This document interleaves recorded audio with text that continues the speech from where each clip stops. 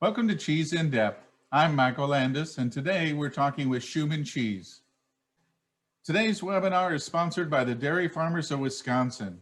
With over 1,200 licensed cheesemakers and the only state that requires a license to make cheese, they are also the only place outside of Europe with a master cheesemakers program. Today, I'm talking with Jim, Marc, and Christophe with Schuman Cheese. For 7 decades, Arthur Schuman's passion and energy has been passed down through generations, turning a modest import business into a renowned and respected leader in the cheese industry throughout the world. For 4 generations, the Schuman family has earned a reputation for delivering world-class cheese solutions to customers around the globe. Whether importing the best cheeses from Europe, making award-winning cheeses in Wisconsin, or crafting inspired new cheese products, Schuman Cheese has never strayed from their core purpose to enhance everyday eating experiences with the highest quality cheese. We are super excited to be here today and get this opportunity to talk to you guys about our delicious cheese. We have 3 people that are going to be speaking to you today. First, we have Jim Gregori. He's our Director of Sales in the Midwest region, and he also is the business unit leader for our cheese making plant at Lake Country Dairy. You're going to be hearing from Christophe Megevand. He is our master cheesemaker. His life is fantastically just fascinating, but we don't have time for all of that today. He's going to talk to you a little bit about how to make cheese, how to taste it, what science goes into it, all very exciting. And then we're also going to hear from our Director of R&D and Innovation, Marc Druart. He's going to tell you about some of the new things we have coming up this year and just some exciting happenings within our brands, etc. Wonderful. We're looking forward to hearing from everybody, and I want to thank you so much for bringing everybody to us today. No problem. We're excited. All right, here we go. So I'm going to turn it over to Jim, Marc, and Christophe, and they're going to tell the story of Schuman Cheese along with we're going to taste some cheeses. Jim, Marc, Christophe? We have actually 4 different facilities that we use. Our headquarters, which is located in Fairfield, New Jersey, we do further processing out of there. We to the tune of about 60 million pounds. We have Arthur Schuman Midwest, which is in Elgin, Illinois. That is a pure production facility, processing facility. We make with product there. We also do all kinds of conversion. Lake Country Dairy is our main production facility. We do about 26 million pounds of cheese out of that facility. In my spare time, I actually run the business unit for that. So we make hard Italian there. We do Parmesan, Copper Kettle Parmesan, very unique because we are the only company in the United States that uses all copper vats to manufacture cheese. We also make Asiago, Romano, Fontal, all of our hand-rubbed fontinas, which you will see a little bit later, Alpine cheeses and mascarpone, and our newest production facility is in Fall Creek, Wisconsin, where we make what we call cello cheese flights, which are very specialized cheese boards, 3 or 5 cheeses, completely ready to use. So all the consumer has to do is buy it, tear the plastic off, set it down, it's ready to go. Comes with pairings, and that plant is completely automated. So we are moving towards more automation, more upscale things to help the consumer out, especially the consumer that doesn't really know much about cheese or how they want to service cheese. So that's our story in a nutshell. I will turn it over to Christophe, our master cheesemaker, and let him tell you more about our products. Hi, everybody. My name is Christophe Megevand. I'm a head cheesemaker and in charge of cheese operation for Schuman Cheese. I'm French. You can hear my accent. From the French Alps, which is a corner of in Switzerland and Italy.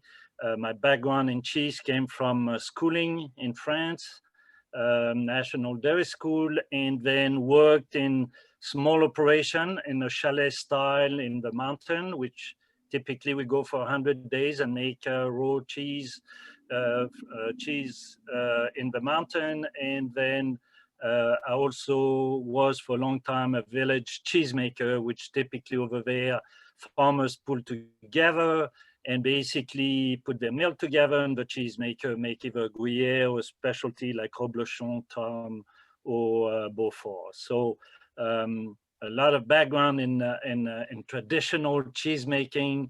Love the Alps, but wanted to travel, and was able to go in Africa, and then came in the US in 1985. So that's for my background.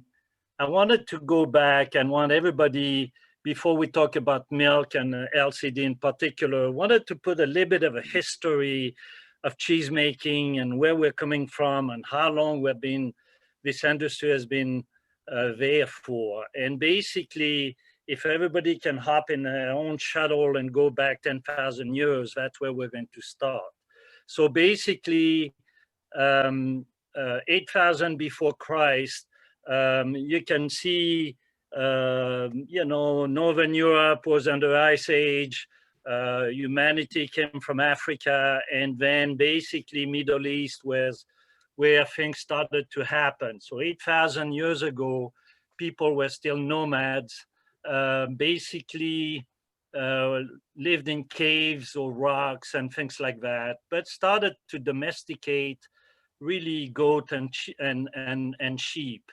And at that time, those nomads, all the men and women were allergic to milk. So milk had no interest. Only children were able to use milk. And basically those animals were used for meat and the leather and for the whole to make clothing and different things. So if you push forward now, you go another 500-600 years. Now things start to happen in what is called now part of Turkey, part of Iran and Iraq, which is Mesopotamia. And that's where everything started to happen in agriculture. And then people from nomads started to settle, do grains and do other things, and expanded basically the herds. What make a big difference for cheese is that pottery and ceramic came about. And now you're talking about holding milk into something clean and holding milk where you can make a filter, They used to have a lid, had holes, and then they were able to coagulate the milk at the time, either naturally or by adding some acid from fruit and vegetable, coagulate the milk in those jars, and then separate the whey from the curd. So that's where it happens and started to happen. The next big step is when we discover and use copper, and copper a few thousand years later was helpful to cook the cheese. So now we knew how to make cheese, but you wanted to make cheese that lasted longer, less humid, with better shelf life. And that's where it started. And that copper was started really in Turkey and then took over. So from there, the path, Northern Europe started to de-ice. People looked at the Danube River, which starts in the Black Sea and finish up in northern Germany and not northern Germany, but South Germany and Switzerland. And basically that's where a lot of cheese all along started to develop and came about. If you look at in 200 before Christ, in the Roman time, basically Gruyere or Gruyere style cheese were already made, shipped down the Rhone Valley to feed the poor of Marseille down south in France, to feed the Mediterranean empire. So cheese, my point is, cheese came a long way ago, still the same ingredients, still milk, rennet, and salt. The science has evolved, the technique has evolved, but those people have done it for a long time. And we cheesemakers are only passing along, what we learned from prior generation and civilization. So just wanted to make the point of that. So let's go back to our slide. We're going to talk about milk and the Lake Country dairy plant. Lake Country is a northwest part of Wisconsin. It's a beautiful plant. It's really northern part of Wisconsin. So after that, basically, you have more forest and lakes than you have pastures and land. So that's why we're at the upper limit, or where you have a lot of cows. Not that there's no cow upper, more north than that, but not in serious quantities to make a big cheese plant or to feed a big cheese plant. So basically, it's a wonderful place where we deal with 4 farmers. That relation with those farmers is quite unique in terms of feeding and supplying us the milk. So we work very closely with them. So you can see the Fetzer, they are 3 brothers. You see John Valleyview down there. Then the new one on the upper right is Denmark, father and son. They just took over another family that just sold their business to them last year. And then south, you have a North Swiss team, which is a large family. So it's an interesting story because it's a Swiss that came, to work in a farm, and then obviously felt in love with a daughter, and then they built up that business. And the families from Norwegia, so North, and Swiss, because Andy is Swiss. So North Swiss is the name of the farm.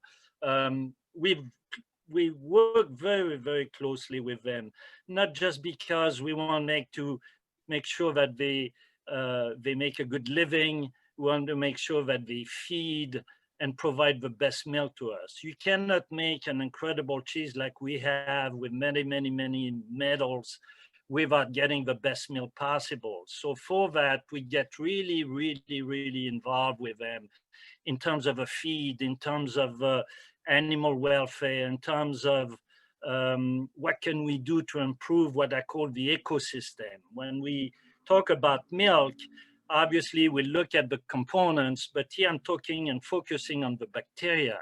What is the characteristic of this farm, and all the ambience, all the water, the soil, the feed, the cow, the breeds, makes up a very unique, each farm are different and unique, and each farm brings up a very specific flavor and very specific characteristic, because in that milk, there is what we call native cultures. So those are cultures that in the cow and the udder of a cow, the milk is sterile, there's nothing there, there's no bacteria, but as soon as it goes down and then gets milk, the cows gets milk, then now you have contact with the whole world.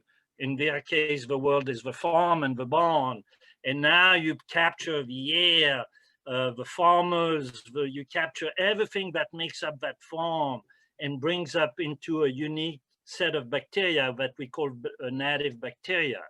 Those bacteria obviously are going to give us the character of our cheese, but they will be supplemented by commercial cultures that we're going to buy and other bacteria that we're going to add. But our role at Schuman is to get the best cheese. Therefore, it's important we work on milk and we work with our farmers. So we do a test, for example, which is the century-old test.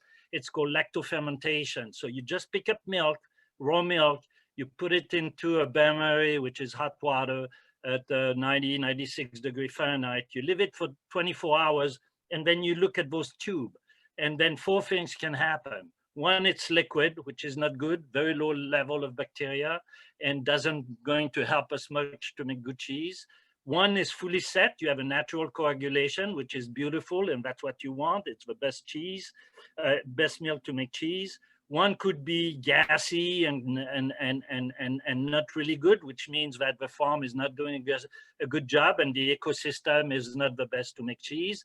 And one is completely digested, which means there's nothing left and it's terrible bacteria that are in there that are just producing gas and will be no help to make good cheese. So my point again here is milk is the key. It's 90% of making cheese.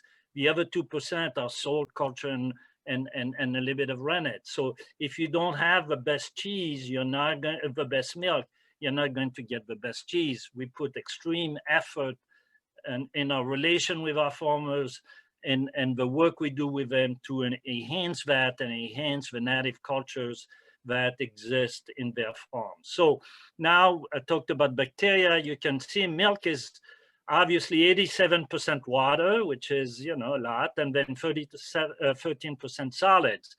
In those solids, you can see you have carbohydrate, which is mainly lactose, you have fat, and then you have protein, and there's different kind of protein, but casein would be the biggest group that is of interest, because when you coagulate the casein, then you make real cheese. It's solid. It's you create a network that you can work with and create further cheese production from it. So in the cheese, to give you an idea, we keep, in the case of Parmesan, we keep only 32% of that water. So the rest is dumped, it's whey. So whey is a byproduct that we have to leverage because it makes money and it makes whey protein and it makes different things. So whey is good, but it's a must to contribute to the cheese cost and to help us to mitigate, the cheese price. So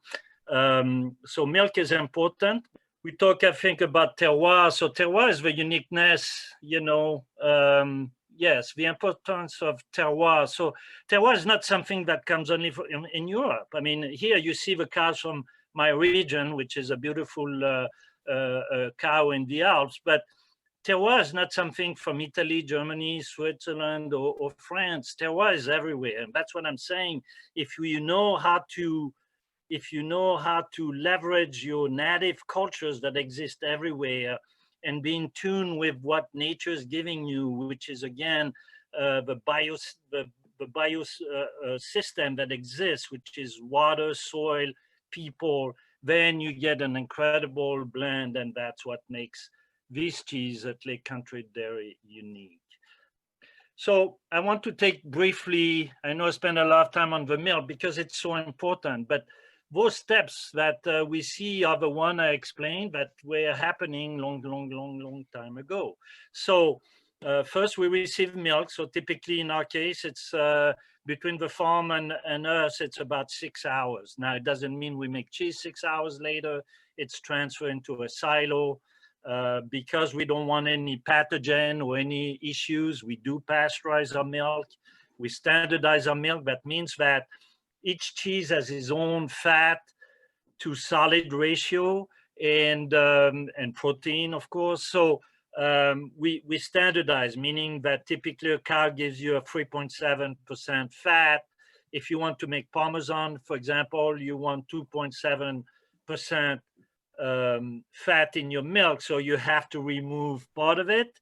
And with that cream, we make mascarpone, which is what Jim explained before. So to that milk, so now the milk is clean again, so it's safe. It's not clean, it's safe. Okay, so that means there's no pathogen. We cool it down to about 90 degrees, and then we are going to add cultures, okay, which is the fermentation process. Again, cheese is a fermentation process, like you do beer, like you do bread, like you do wine, or many food. That's a natural protection. So we add cultures. Those cultures are selected based on the type of cheese we're going to make. So when you make cheddar, it's a little bit different than when you make cooked cheese like Gruyere or like Parmesan. But we add cultures, and then to that, so now you have milk, and then you have those cultures, and you want them to grow, and they're going to use the sugar of the milk to grow. To that, you're going to need the rennet, which is basically an enzyme. Nowadays, we use mainly microbial rennet just because it's kosher and halal and meets all the characteristics that most supermarkets are looking for. So therefore, but that step is what makes a change from liquid to solid. And that's what makes the transition to milk to cheese.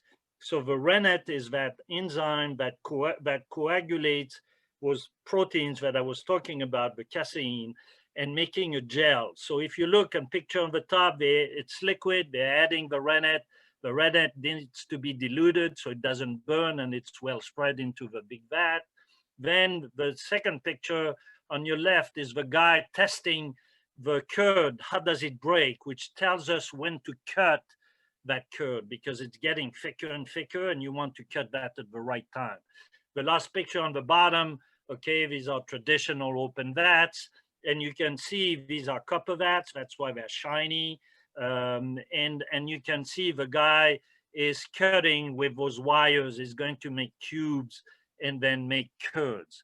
And from that curd, you know, now you have cheese curds that are going to be floating into the whey, the liquid.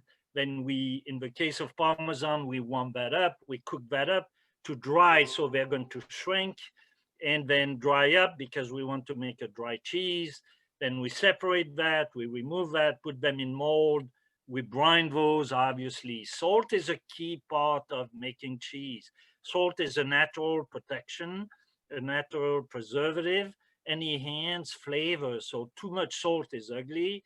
Not enough salt doesn't provide enough oomph to the flavor. So you need the right level. Typically in cheese, we say 1.5 to 1.6 is the right amount. In the case of Parmesan, we put much more because we're looking for that very unique flavor, and the salt helps to build up that flavor. So we're more in the 2%. Then that cheese goes into a brine, which is the liquid salt basin.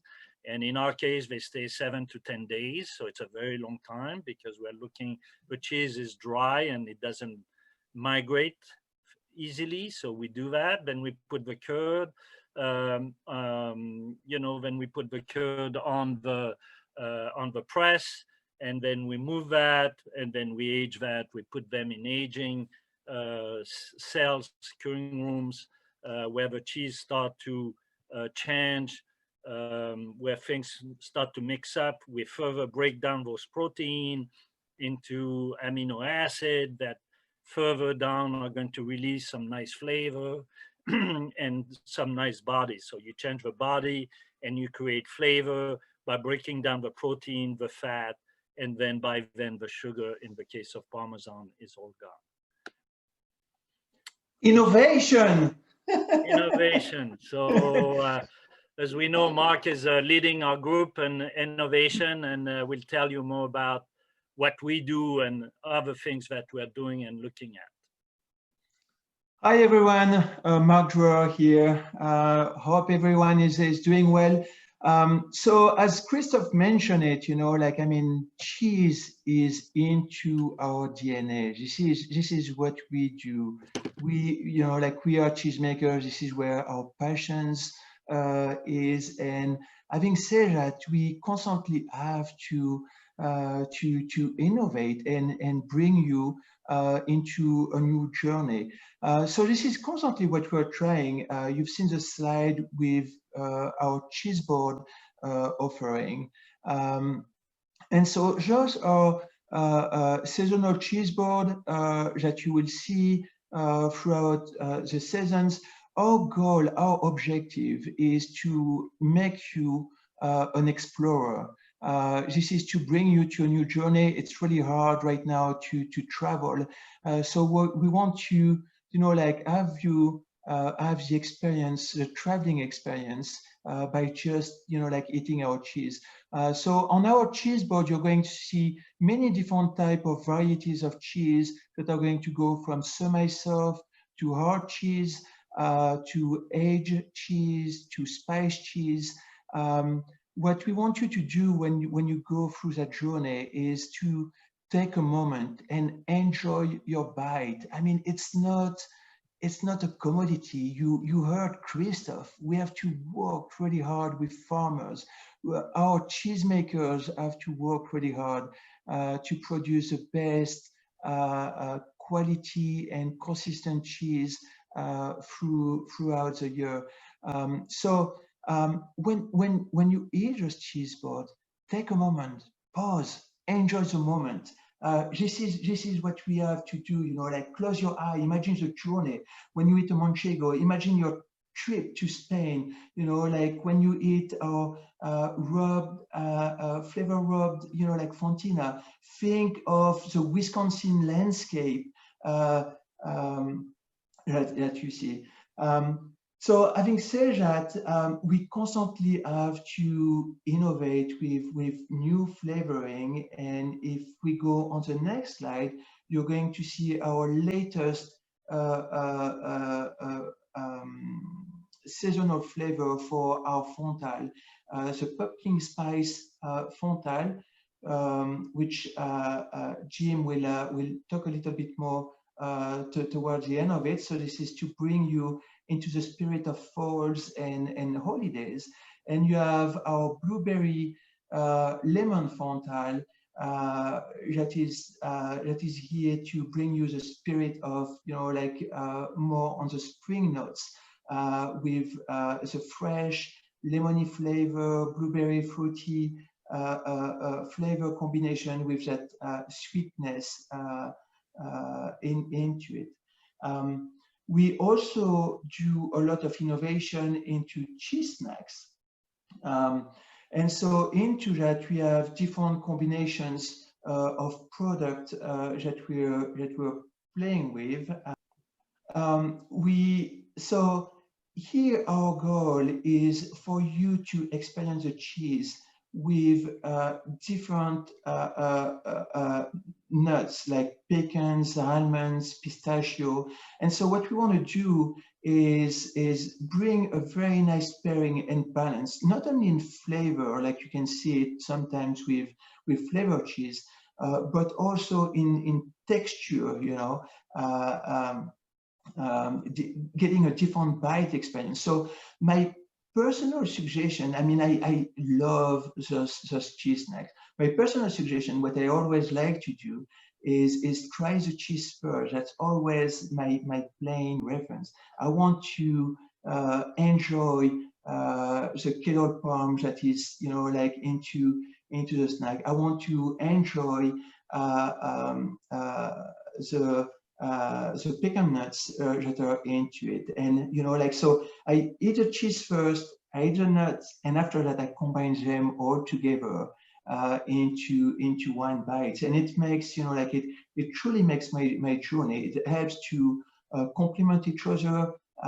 It's, like you're going to go through a different explosion of flavor and sensation eating that. Another area of innovations that we constantly innovate into are our shred cheese line. This is more our comfort food.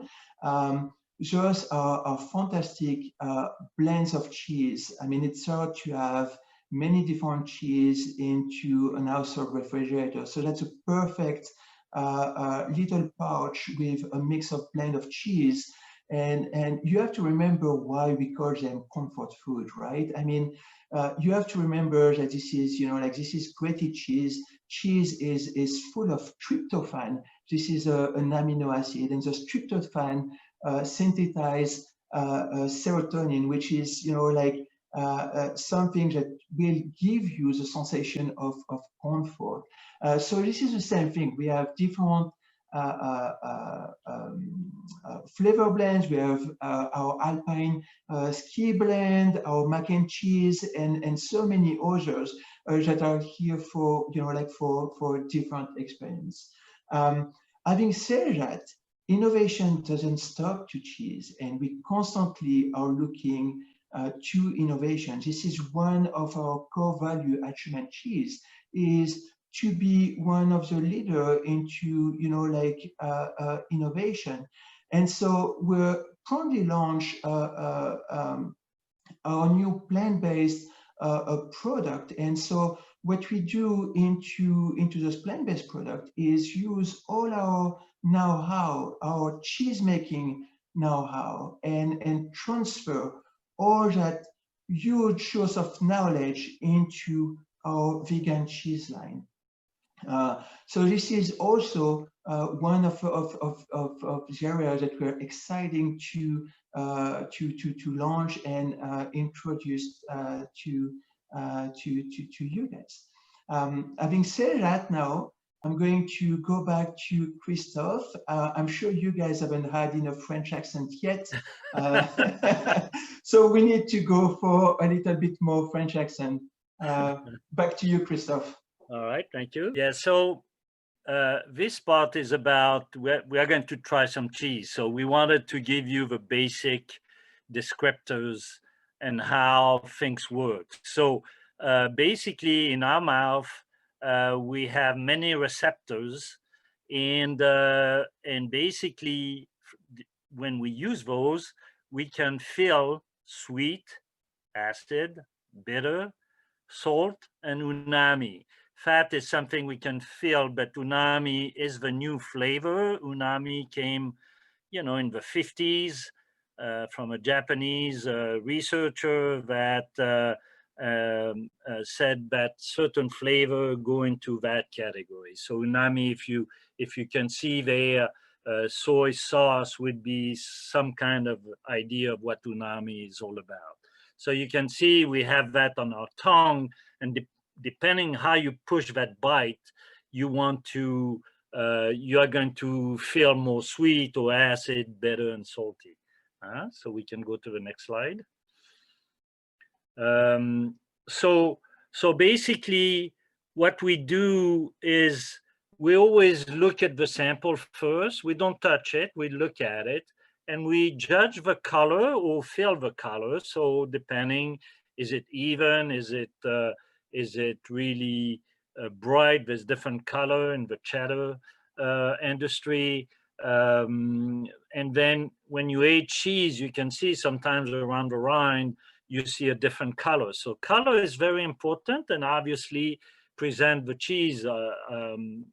You want something more, uniform and distinctive. But so color is important. Then you kind of pick up the sample, you put it in your hand, and then most of the time the cheese is cold, so you warm it up, and then you see, is it a soft cheese? Is it a firm cheese, a hard cheese?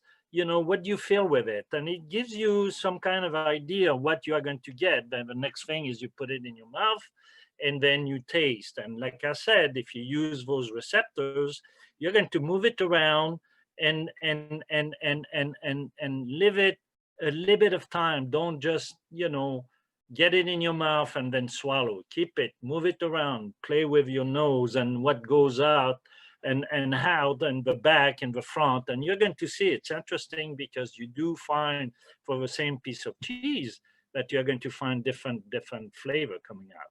So the aroma is something that you get right away. So you put it up, obviously you're going to have aroma, which is different than flavor. So aroma is what distinctively comes out of a cheese, but the flavor is really what makes the cheese. And you're going to see if it's fruity, if it's nutty, if it's acid, too salty. So those are the things you're going to pick up, and hopefully you have, you can get the main flavor of that cheese. And most of the time, there's different evolution, meaning the front side of it is a little bit different. It could be sweet or you don't feel much. And then you start to pick up something and then it finishes very strong. So when you swallow whatever, you put it in the back of your mouth, now you get the full complexity of a product. And then obviously you can, some cheese are squeaky, crunchy. That's what you do with in your mouth, and you say, wow, that's pleasant. It's not that pleasant. It's grainy or crunchy, and how does it work for you? So those are the things. We can go to the next one.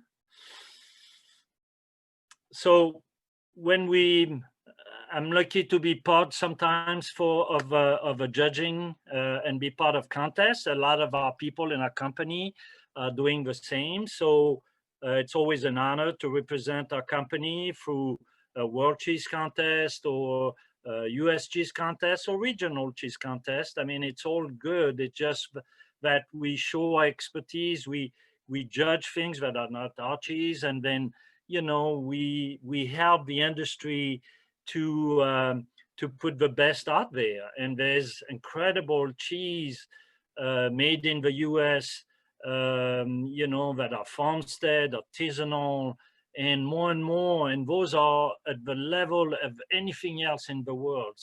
So judging is getting more and more difficult. Typically, we judge about 3,500 to 4,000 cheese in 3 days. It's by category, it's in pair of two, and different contests, different system. But it's a magnificent way to thank those cheesemakers to make a wonderful piece of cheese. And some of those are fresh, some of those are old, some of those are unique and incredible. So that's our contribution to the industry, to help and support, you know, the judging, because people need that, just not only for marketing, but to figure out where do they stand. Are they on top of a list, or are they in the middle of a list? What else do they need to work on, and how can they improve it? So that's why judging is important.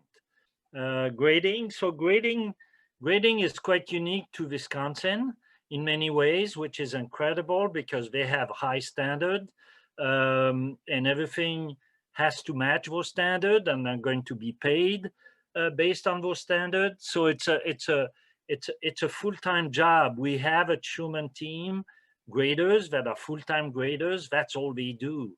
It's grading cheese. What is the best application? What is the characteristic of that cheese? Do we have all the specs? Does it match and all the quality that are required for that piece of cheese? Is there any exceptional cheese that comes out of that? What do we do with it? Can we promote that? So grading is an incredible. So people grade, and they go through typically 200 to 250 type of cheeses a day. So it's a lot.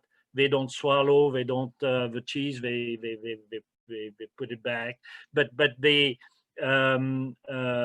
it is a must, because it keeps the high standard, and